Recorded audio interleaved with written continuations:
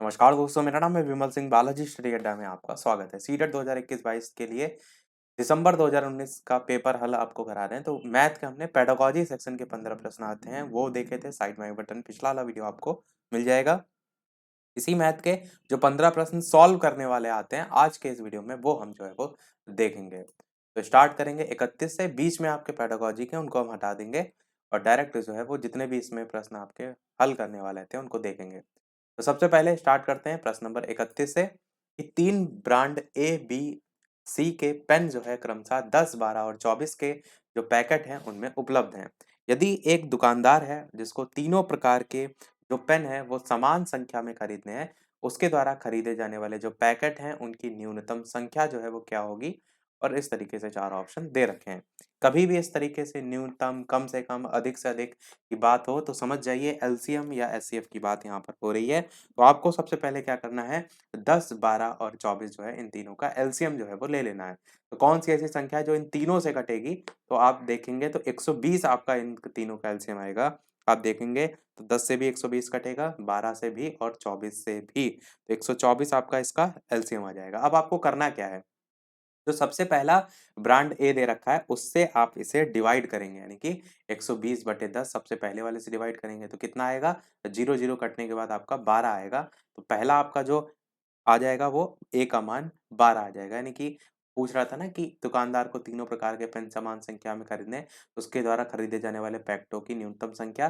तो ए की संख्या कितनी आएगी, 12 आएगी। अगर आप देखेंगे तो केवल फोर्थ वाले ऑप्शन में यहाँ पर 12 दे भी रखा है और किसी ऑप्शन में है भी नहीं, तो बाकी सभी ऑप्शन कट जाएंगे। आप ना भी चेक करें तब भी आपका फोर्थ वाला ही ऑप्शन यहाँ पर सही होगा। पर हम आपको और भी दिखा देते हैं। तो 12 यहाँ पर दूसरा दे रखा है, तो 120 को 12 से भी आप डिवाइड करेंगे तो 12 एकन्नम 12 होता है, 10 आएगा। यानी कि बी की वैल्यू आपकी 10 आएगी जो कि यहाँ दे रखी है। सी की वैल्यू इसी प्रकार 120/24 रखेंगे और उसमें काटेंगे तो 5 बार में जाएगा, तो सी का मान 5 आ जाएगा। तो इस तरीके से आप निकाल सकते हैं। 32 प्रश्न कह रहा है कि एक वर्ग जो है उसकी भुजा 4 सेंटीमीटर है और इसे काटकर 4 बराबर वर्गों में विभाजित किया गया है। कहने का मतलब है जैसे एक वर्ग ये आपका जो है वो दे रखा है, वर्ग में मतलब चारों भुजाएं आपकी बराबर हैं और ये कहता है 4 सेंटीमीटर जो है। अगर ये 4 है तो ये भी 4 हो गया, ये भी 4 हो गया, ये भी 4 हो गया। वर्ग का मतलब ये हो जाएगा।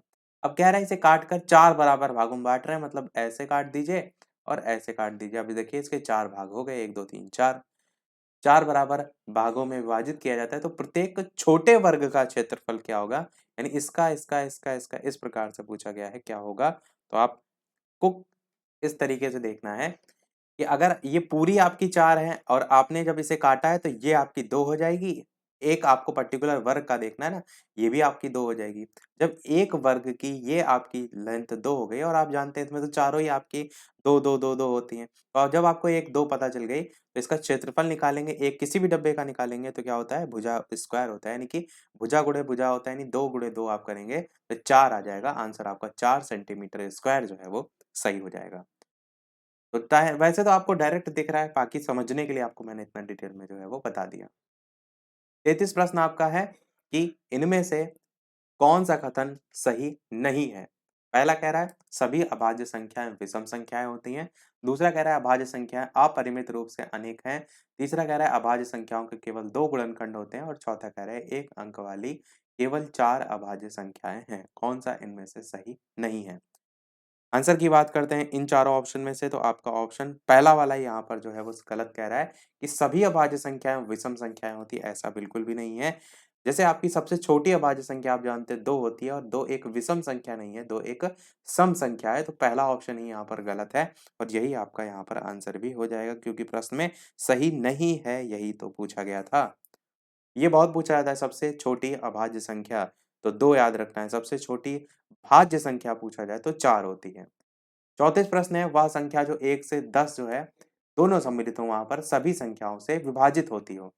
10, 100, 604 या 25, 20। अब आप देखिए क्लियर आपको यहाँ पर ऑप्शन से ही देखने में लग रहा है कि जैसे 1 से 10 के बीच में 2 भी आता है, 3 भी आता है। 3 से ना तो 10 कटेगा ना तो 100 कटेगा और अगर आप 604 को चेक करेंगे तो ये भी नहीं कटेगा। तो तीनों ही ऑप्शन यहाँ के स्टार्टिंग के कट जाएंगे और आपका चौथा ऑप्शन बचा, यही जो है आपका सही होगा। आप इसे 3 से चेक भी कर सकते हैं, कट जाएगा, सीधे सीधे कट जाएगा। तो 1 से 10 तक सभी जो है संख्याओं से विभाजित होगी जो संख्या वो होगी 25 20। अच्छा यहाँ पर इन्होंने जो ऑप्शन है वो काफ़ी छोटे दे रखे हैं, जैसे 10 है। अब यहाँ पर 1 2 3 9 7 ऐसे बड़ी संख्या होती है तो आपको थोड़ा सा समय लगता है। तो आप डायरेक्ट याद भी रख सकते हैं 25 20 ऐसी संख्या 1 से 10 के बीच में। 135 प्रश्न आपका है कि आयशा के पास केवल 5 रुपए और 10 रुपए के सिक्के हैं। यदि उसके पास सिक्कों की कुल संख्या 25 और 160 का धन है तो उसके पास 5 रुपए और 10 रुपए के सिक्कों की संख्या जो है वो कितनी है? ऑप्शन 4 दे रखे हैं। तो इस प्रकार के प्रश्नों को या तो आप x मानकर करिए कि 5 रुपए की जो सिक्कों की संख्या है उसे आप x मान लीजिए, फिर 10 रुपए के जो सिक्के होंगे वो आप 25 माइनस x मानेंगे, फिर आप एक समीकरण के तहत इसे सॉल्व करेंगे, वहां से x की वैल्यू जो निकल कर आएगी, जो भी आप स्टार्टिंग मानेंगे उसमें रख देंगे और वहां से आपका आंसर आ जाएगा। दूसरा तरीका क्या है जो कि ऑप्शन से आप कर सकते हैं, कैसे करेंगे? कह रहा है आखिरी में कि उसके पास 5 रुपए और 10 रुपए के सिक्कों की संख्या कितनी है? तो मान लीजिए 5 रुपए की संख्या सिक्कों की संख्या 18 है और उस 10 रुपए के 7 है। हम ऐसे करके चारों ऑप्शन चेक करेंगे।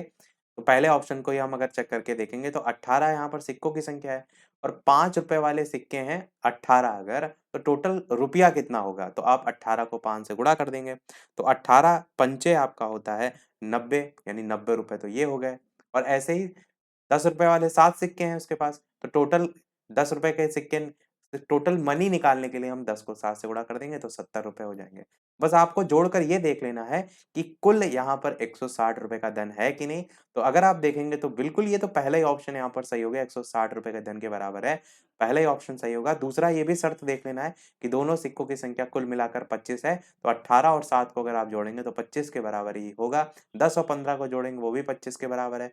तीसरा भी 25 है और चौथा ये, तो 25 वाले पे तो चारों पर लग रही है। कुल मिलाकर आपको 160 रुपए के धन के बराबर देखना था कि है या नहीं है। अगर नहीं है तो ऑप्शन काट देते हैं। तो आंसर तो आपका पहला ही यहाँ पर सही है, बाकी कोई ऑप्शन चेक करने की आवश्यकता नहीं है। फिर भी हम आपको दूसरा ऑप्शन भी चेक करके दिखा देते हैं। जैसे 10 आप लेंगे, 10 को 5 रुपए से गुणा करेंगे तो आपका टोटल रुपए निकल आएगा 10 गुणे 5 यानी 50 रुपए, यानी 50 रुपए जो है ये आपके 5 रुपए के सिक्के के बराबर हो जाएंगे। और फिर 15 गुणे 10 करेंगे तो आपका 15 गुणे 10 करेंगे तो 150 हो जाएगा। तो आपका यहाँ पर 10 गुणे 5 किया हमने 50, 15 गुणे 10 किया 150, तो यहाँ सीधे आप देख रहे हैं 160 रुपए से ऊपर निकल रहा है। तो बी वाला ऑप्शन, सेकंड वाला ऑप्शन कट जाएगा। ऐसे थर्ड और फोर्थ ये सभी आप ऑप्शन काट सकते हैं। कुल मिलाकर आपको क्या देखना है? कुल मिलाकर आपको ये देखना है कि जो 5 रुपए और 10 रुपए के सिक्के हैं वो आपके 160 रुपए के बराबर हैं या नहीं है। 36 प्रश्न देखते हैं। 36 प्रश्न आपका जो है वो बॉडमास जो नियम होता है ना उस पर बेस्ड है। तो 17.5 गुणे 3 माइनस 21 और डिवाइडेड 7 माइनस 3 मल्टीप्लाइड में 12.5, ये आपको सॉल्व करना है, बताना है कौन सा सही होगा। साथ ही साथ वीडियो पसंद आए, चीजें समझ आए तो लाइक भी अवश्य करते रहिएगा, मुझे मोटिवेशन मिलता रहे आपके एक लाइक से। इसको सॉल्व करते हैं। देखिए कैसे करते हैं। बॉडमास का रूल का नियम ये कहता है कि इन सभी चिन्हों में सबसे पहले आपका क्या आता है? डिवाइड आता है। डिवीजन, फिर मल्टीप्लिकेशन, फिर एडिशन, फिर सब्ट्रैक्शन, ऐसे तो चलता है BODMAS करके। तो आप यहाँ पर डिवाइड करेंगे तो 7 21/7 है तो आपका कितना बचेगा? 3 बचेगा। 7 तिया 21 होता है ना, तो यहाँ पर आपका 3 बचेगा। तो कुछ इस प्रकार से होगा 17.5 गुणे जो है आपका 3 माइनस जो है आपका यहाँ पर अब 7 तिया 21 करेंगे तो केवल 3 बचेगा। माइनस 3 जो था ये आपका एक और बार आएगा यहाँ पर क्योंकि ये दे रखा है, और गुणे 12.5 आपका इस प्रकार से आ जाएगा।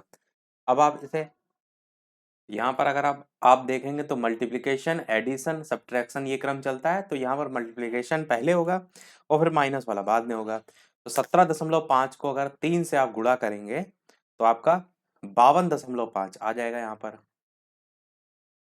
फिर अगर आप देखेंगे यहाँ पर भी मल्टीप्लाइड पहले होगा तो 12 तिया 36 होता है और 0.5 भी है तो पॉइंट यानी 1.5 और एक्स्ट्रा बढ़ जाएगा। तो यहाँ पर गुणा करने पर 37.5 आपका जो है वो आएगा। तो ये वाला 3 इधर से मल्टीप्लाइड हो गया, ये वाला 3 इधर मल्टीप्लाइड होगा, बचा ये बीच वाला 3, ये -3 यहाँ पर आ जाएगा और ये यहाँ पर माइनस साइन और लगेगा।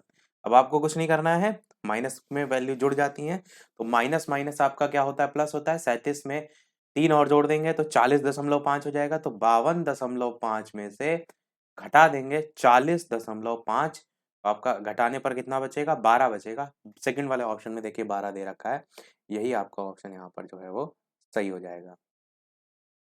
अगला देखते हैं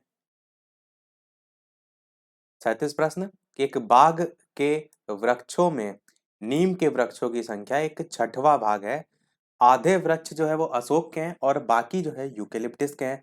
यदि नीम के वृक्षों की संख्या 5 है तो बाग में यूकेलिप्टिस के कितने वृक्ष हैं? ये आपका प्रश्न है। और चारों ऑप्शन है आपके 5, 10, 15, 20 ऐसे करके ऑप्शन आपको यहाँ पर दे रखे हैं। तो सबसे पहले आप क्या करेंगे कि बाग में यहाँ पर नीम के वृक्षों की संख्या कह रहा है 5 है।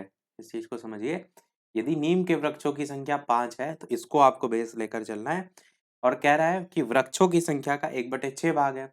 इस बाग के वृक्षों में नीम के वृक्षों की संख्या का 1/6 भाग है आ गया। यानी कि 5 का आप जो टोटल वृक्ष हैं उनको निकाल सकते हैं, क्योंकि ये कह रहा है ना कि टोटल बाग के वृक्षों में नीम के जो वृक्षों की संख्या है वो 1/6 भाग है। तो नीम के वृक्षों की संख्या तो 5 दे रखा है, पर किसका 1/6 भाग है? इस टोटल का है। तो टोटल आपका कितना होगा? इस 6 से आप गुणा करके कुल वृक्षों की संख्या निकाल सकते हैं। तो कुल वृक्ष आपके कितने हो जाएंगे? 5 गुणे 6 यानी कि टोटल 30 जो है वो हो जाएंगे कुल वृक्षों की संख्या। अब प्रश्न में ये कह रहा है आधे वृक्ष अशोक के हैं। आधे मतलब इसका आधा। तो अशोक के वृक्ष कितने हो जाएंगे? तो 15 आपके अशोक के वृक्ष हो जाएंगे। और बाकी जो हैं यूकेलिप्टिस के हैं। यानी कि जो बाकी बचे हैं वो पूरे 15 नहीं, क्योंकि बाकी तो यहाँ पर 6 हो। नीम के वृक्ष की संख्या 5 हो चुकी है। तो आप क्या करेंगे? कितने निकालने हैं? यूकेलिप्टिस के, यानी बाकी बचे हुए पेड़ निकालने हैं। तो टोटल थे आपके 30। इसमें से आपने घटाए 15 जो है पेड़ जो कि आधे अशोक के हैं। और इसी में से आपने इसी में ही जो 5 वृक्ष नीम के थे वो और जोड़ दिए। अब इतना टोटल आप टोटल में से घटा दीजिए। तो 15 में 5 जोड़ेंगे तो 20 होगा। 30 में से 20 घटाएंगे तो आपका बचेगा 10। तो आंसर आपका यहाँ पर 10 देखिए सेकंड वाला ऑप्शन में दे रखा है। यही आपका बिल्कुल सही हो जाएगा। अब प्रश्न को एक बार थोड़ा सा इसको और एक बार बता देते हैं ऐसे ही कि आपको अगर नहीं समझ में आया तो दोबारा बार में समझ में आ जाए। कह रहा था देखिए कि एक बाग के जो वृक्ष हैं उनमें नीम के वृक्षों की संख्या 1/6 भाग है। अब नीम के जो वृक्षों की संख्या है वो 1/6 भाग है। तो यहाँ पर साथ में नीम के वृक्षों की संख्या 5 दे भी रखी थी। तो 5 जो है वो 1/6 भाग के बराबर है। ऐसे समझिए 1/6 जो है ये बराबर है 5 के। तो टोटल निकालने के लिए यानी 1 की वैल्यू निकालने के लिए 6 को इधर गुणा कर दीजिए। तो 5 6 जा हो जाएगा 30। तो टोटल आपके वृक्ष यहाँ से निकल करके आ गए। जब टोटल आपको पता चल गया तो उसमें कह रहा है आधे वृक्ष अशोक के हैं। तो 15 जो है अशोक के हो गए। तो बचे कितने? 15 बचे। पर 5 उसमें जो थे वो तो आपके नीम के ऑलरेडी थे। तो आप 5 वहां के और ले लिए। तो 15 5 20 हो गए। अब ये कह रहा था कि जो बाकी बचे हैं वो यूकेलिप्टिस के। तो बचे कितने? बचे तो आपके 10 ही हैं। तो यूकेलिप्टिस के आपके 10 जो है ऑप्शन सेकंड वाला बिल्कुल सही हो जाएगा। अगला देखते हैं 38 प्रश्न। एक रेलगाड़ी दिल्ली से 29 अगस्त 2019 को 16:30 बजे प्रस्थान करती है। 12 के बाद 13 बज रहा है तो मतलब वो दोपहर के बाद का समय हो रहा है। और जैसे जैसे समय बढ़ता है 13, 14, 15 वो रात की तरफ हम बढ़ते जाते हैं। तो 16 तीर यानी शाम के 4:30 बजे प्रस्थान करती है 29 अगस्त 2019 को।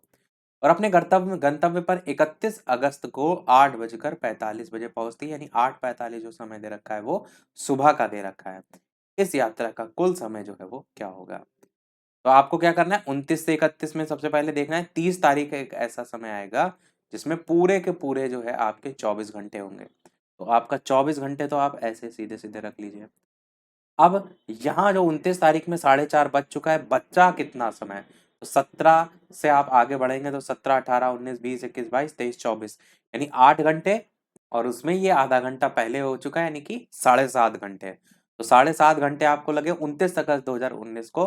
तो इसी में ही आप 7.5 घंटे और जो है वो, वैसे घंटे के नीचे घंटे लिखिए तो ऐसे गलत नहीं होगा। तो 24 के नीचे 7 और आपका 30 मिनट इस प्रकार से। और अपने गंतव्य पर 31 तारीख को कितना उसने समय यूज किया? 8:45 यानी 8 घंटे 45 मिनट पूरा पूरा यूज किया। तो 8 और 45 और लिख दीजिए। अब आपको कुछ करना ही नहीं, जोड़ दीजिए। 30 में अगर 30 जोड़ेंगे तो 60 होगा और एक्स्ट्रा आपका 15 है। तो आपका जो 15 एक्स्ट्रा है वो एक्स्ट्रा में आएगा, क्योंकि जो 30 और 30 जुड़कर 60 हो गया वो 1 घंटा बना देगा आपका। तो यहाँ पर आप जो एक्स्ट्रा है 15 मिनट उसको लिखिए। तो 15 मिनट आपका एक्स्ट्रा हो गया। और यहाँ पर जोड़िए 24 घंटे में 7 घंटे और 8 घंटे और 39 घंटे होगा। और उसमें 1 घंटा जो आ रहा था ये जोड़ देंगे तो 40 घंटे और 15 मिनट आपका आंसर आ जाएगा, जो कि फोर्थ वाले ऑप्शन में दे रखा है। तो फोर्थ वाला ऑप्शन यहाँ पर बिल्कुल सही हो जाएगा। तो इस प्रकार से आप कर सकते थे। जिसको ये चीज़ नहीं समझ में आई, ये 1 घंटा कहाँ से आया? एक्चुअल में क्या हो रहा था, देखिए 60 मिनट टोटल 1 घंटे के बराबर होता है। आप कहेंगे बिल्कुल होता है। तो यहाँ पर जब 30 और 45 को आप जोड़ रहे थे, तो आपने क्या किया, 30-30 जो है वो अलग जोड़ लिया, यानी इस 45 को आप 30 + 15 भी तो लिख सकते हैं। आप कहेंगे बिल्कुल लिख सकते हैं। तो इस 30 और 30 को हमने जोड़ लिया तो 1 घंटे के बराबर हो गया, और जो 15 मिनट था वो हमने यहाँ नीचे लिख दिया। तो 15 मिनट तो ये आ ही गया आपका, और जो 1 घंटा आपने 30-30 करके बना दिया, वो इधर हमने 1 और घंटा ऊपर लिख दिया ताकि जोड़ने में आपको आसानी हो। अगला देखते हैं आपका 39 प्रश्न है, इनमें से किसमें लंबाइयों को घटते क्रम में व्यवस्थित किया गया है? इस तरीके से यहाँ पर एमएम, डीएम, सीएम, एम, इस प्रकार से आपको क्रम जो है यहाँ पर दे रखे हैं। बताइए कौन सा इनमें से सही होगा? आंसर की बात करते हैं तो यहाँ पर देखिए क्या लिखा है, व्यवस्थित क्रम में और लंबाइयों के घटते हुए क्रम में। तो सबसे पहले आपका आएगा एमएम, जो कि यहाँ पर ये भी दे रखा है एमएम, ये भी दे रखा है। एमएम के बाद आपका आएगा सेंटीमीटर की डेकामीटर, तो आप कहेंगे डीएम आएगा।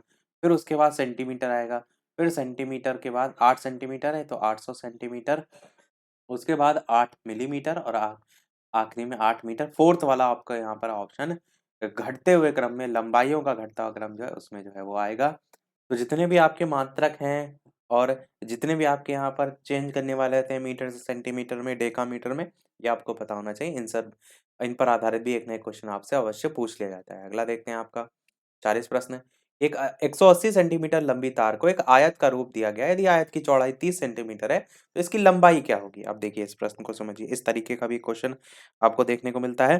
तो तार अगर आपका इस प्रकार से आयत के फॉर्म में है, तो आप क्या कहेंगे, 180 सेंटीमीटर लंबा तार है।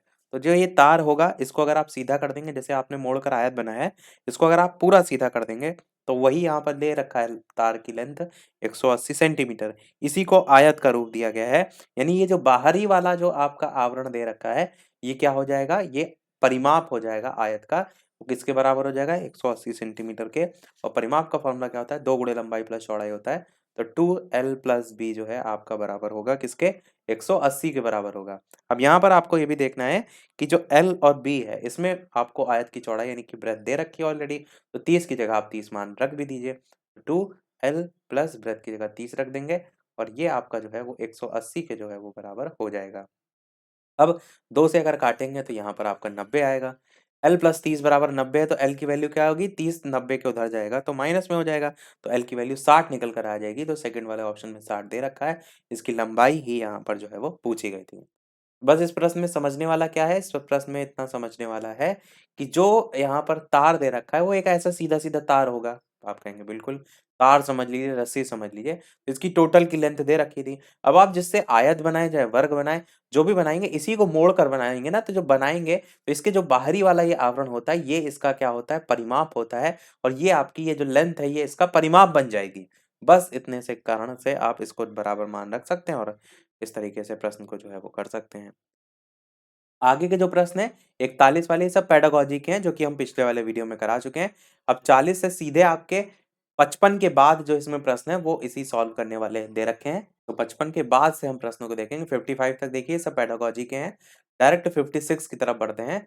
यहाँ से 56 से 60 तक, यानी जो 10 प्रश्न थे वो हमने उधर देख लिया, बाकी जो 5 प्रश्न है वो इधर इसमें दे रखे हैं। तो टोटल 15 प्रश्न पेडागॉजी सेक्शन के, 15 प्रश्न सॉल्व करने वाले हैं। प्रश्न है आपका, सुपर बाजार में सब्जियों की मूल्य या सूची यहाँ पर दे रखी है। टमाटर 1 किलो जो है मूल्य 40 रुपए, आलू ये 2 किलो 25 रुपए, ऐसे करके पूरा आपको दे रखा है। संजय ने आधा किलो टमाटर, 1 किलो आलू, इस तरीके से पूरा कुछ खरीदा और 200 रुपए का नोट भी दिया, उसे कितने रुपए वापस मिले वो यहाँ पर पूछा गया है। अब आसान सा प्रश्न है, इसमें तो आपको केवल कैलकुलेशन करनी है। 56 में जिस तरीके से यहाँ पर पैटर्न दे रखा है, सेम ऐसा ही क्वेश्चन हर साल ज़रूर पूछा जाता है, जहाँ पर इसी प्रकार से आपको मात्रा जो है वो निकालनी होती है। अब देखिए 1 किलो टमाटर की वैल्यू अगर 40 है, आधा किलो टमाटर खरीदे यानी टोटल कितना रुपए हुआ, तो 20 रुपए हुआ। तो यहाँ पर हम साइड में 20 रुपए लिख देते हैं। फिर 1 किलो उसने आलू भी खरीदे, 1 किलो आलू की कीमत कितनी है, 25 है, तो हम यहाँ पर जो खरीद रहा है वो 2 किलो कह रहा है ना, कि 2 किलो की आलू 25 रुपए है, पर उसने खरीदा 1 ही किलो आलू है, तो आधा इसका हो जाएगा, तो आधा कितने 25 का होगा, तो 12.5 होगा। तो 12.5 फिर आपका क्या है, आधा किलो गाजर भी खरीदा, गाजर का अगर रेट देखेंगे तो 250 ग्राम का 20 रुपए है, तो आपका आधा किलो का कितना होगा, जस्ट इसका डबल यानी कि 40 हो जाएगा। तो 40 रुपए जो है उसने इसमें खर्च कर दिए। फिर 250 ग्राम मिर्च भी खरीदे, 250 ग्राम मिर्च में 100 ग्राम की वैल्यू अगर 10 रुपए है, 200 ग्राम की वैल्यू 20 रुपए होगी, और उसमें और अगर आप जोड़ देंगे तो आपका जो टोटल मिर्च का 25 रुपए बनेगा, वो हमने यहाँ पर 25 लिख दिया। ये चीज समझ में आ रही ना आपको, यहाँ पर मिर्च उसने 250 ग्राम खरीदे हैं, 100 ग्राम 10 रुपए के हैं, 200 ग्राम 20 रुपए के, जस्ट डबल, और 50 ग्राम, जब 100 ग्राम 10 रुपए के हैं, तो 50 ग्राम इसके 5 रुपए के होंगे, तो इस तरीके से आपके 25 रुपए इसके बन जाएंगे। और उसने 6 नींबू खरीदे, ये कह रहा है 4 नग जो है वो 10 रुपए के बराबर है। 4 नग मतलब समझ रहे हैं, 4 नींबू की वैल्यू यहाँ पर दे रखी है, अगर 2 नींबू की वैल्यू यहाँ से निकालेंगे तो 5 रुपए होगी, तो उसने टोटल 6 खरीदे हैं, तब 2 की वैल्यू 5 रुपए है और 4 की वैल्यू 10 रुपए है, तो जाहिर सी बात 6 की कितनी होगी, 15 रुपए होगी, तो यहाँ पर आपका 15 रुपए यहाँ से हो जाएगा। इतना इसने को टोटल लगा दिया रुपया, और उसने बिल क्लर्क को काउंटर पर 200 रुपए का नोट दिया। तो सबसे पहले जोड़ लीजिए इन टोटल कितना आएगा, यानी इतने रुपए उसने खर्च किए हैं। अगर आप यहाँ पर देखेंगे 0.5 है, तो 0.5 यहाँ पर ऐसे का ऐसे ही आएगा, और बाकी आपका यहाँ पर अगर आप जोड़ेंगे तो 5 6 7, और यहाँ पर और जोड़ेंगे तो यहाँ पर आपका 2 आएगा, और ये जो है आपका 112 रुपए आएगा, 112 रुपए, और 112.50 कह लीजिए, 112 रुपए 50 पैसे कह लीजिए, इतना टोटल उसकी लागत थी। अब दिया उसने 200 रुपए का नोट, तो वापस उसे कितने मिलेंगे, घटा दीजिए 200 में से, घटाने पर आपका 87 दशमलव जो है 50 आएगा वही, तो आपका आंसर यहाँ पे 87.50 जो है, यही वाला ऑप्शन यहाँ पर सही हो जाएगा। इतना रुपया उसे मिला। अब बाकी इतनी चीजें हैं, आपको बस इसमें सॉल्यूशन ज्यादा से ज्यादा जो है घुमा दिया जाएगा, और थोड़ा से नंबर बदल दिए जाएंगे, और नया प्रश्न दे दिया जाएगा।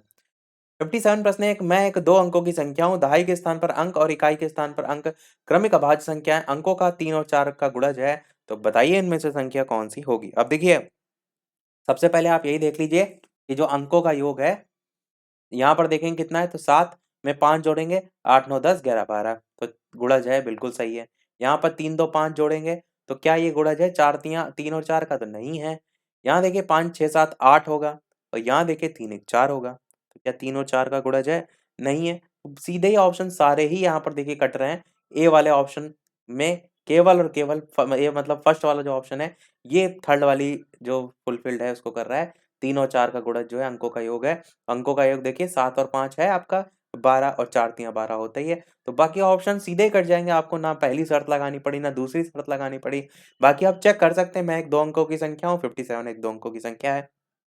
दहाई के स्थान पर, यानी कि दहाई आपका यहाँ पर 5 है, दहाई के स्थान पर अंक और इकाई के स्थान पर अंक क्रमिक अभाज्य संख्या है, तो देखिए दोनों अभाज्य संख्याएं भी हैं, तो बस फर्स्ट वाला ऑप्शन सही हो जाएगा। तो इस तरीके से ऑप्शन से अगर करेंगे तो कई बार प्रश्न और ज्यादा सरल हो जाता है। 58 प्रश्न है, एक रेलवे स्टेशन पर कार पार्किंग की जो दर है वो यहाँ पर दी गई है कि 2 घंटे तक जो है वो 50 रुपए है, 2 घंटे से ऊपर और 5 घंटे तक आपका 75 रुपए है, 5 घंटे के बाद जो है 8 घंटे तक प्रति अतिरिक्त घंटा पर आपका 10 रुपए लगेंगे, 8 घंटे से ऊपर और 12 घंटे तक 150 रुपए लगेंगे, 12 घंटे से ऊपर और 24 घंटे तक 250 रुपए लगेंगे।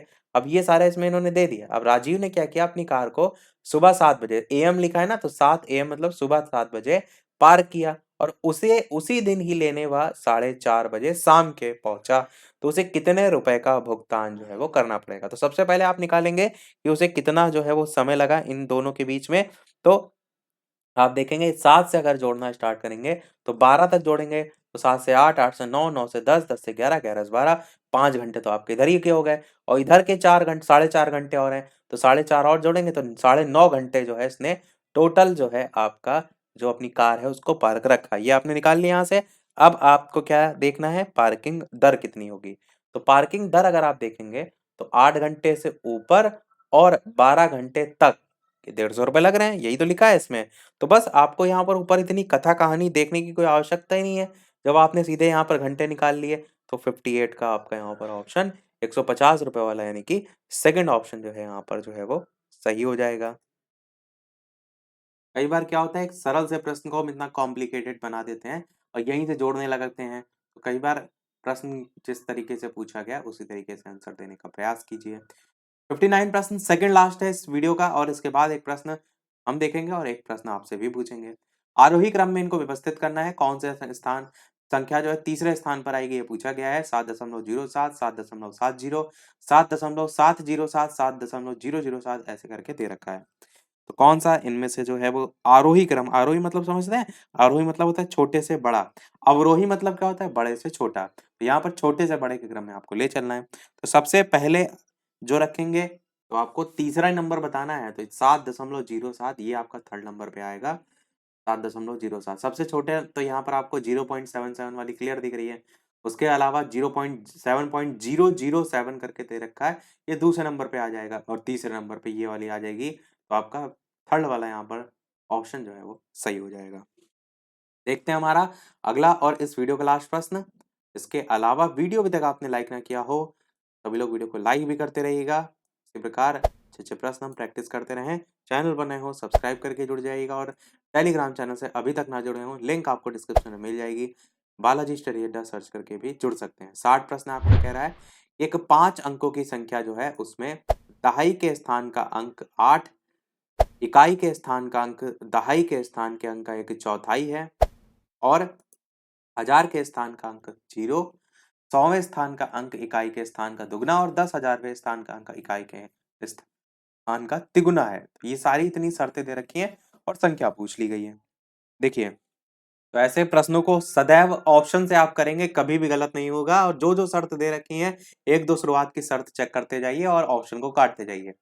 दहाई के स्थान का अंक 8 है और इकाई के स्थान का अंक आगे कहानी लिखी पर दहाई का स्थान का अंक 8 देखिए किसमें है। तो ये देखिए फोर्थ वाले ऑप्शन में है, दहाई पर नंबर पर 8 है और पहले वाले ऑप्शन में भी देखिए तो दहाई नंबर पर 8 है और इन दोनों में नहीं है तो सेकंड ऑप्शन भी कट गया, थर्ड ऑप्शन भी कट गया।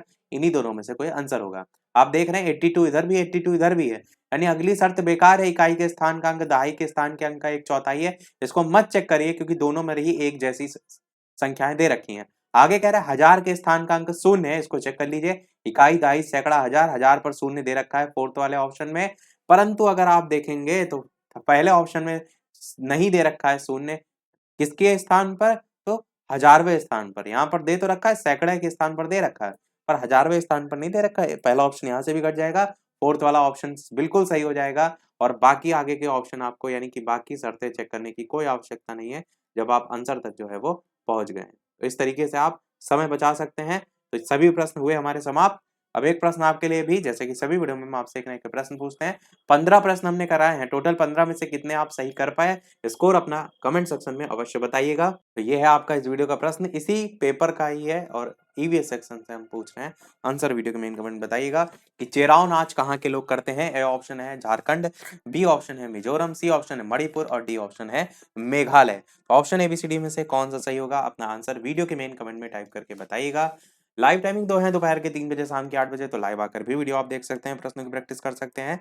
आज वीडियो में इतना ही रखते हैं, मिलते हैं अगले वीडियो में कुछ नए प्रश्नों के साथ, नए टॉपिक के साथ। तब तक के लिए नमस्कार, जय हिंद।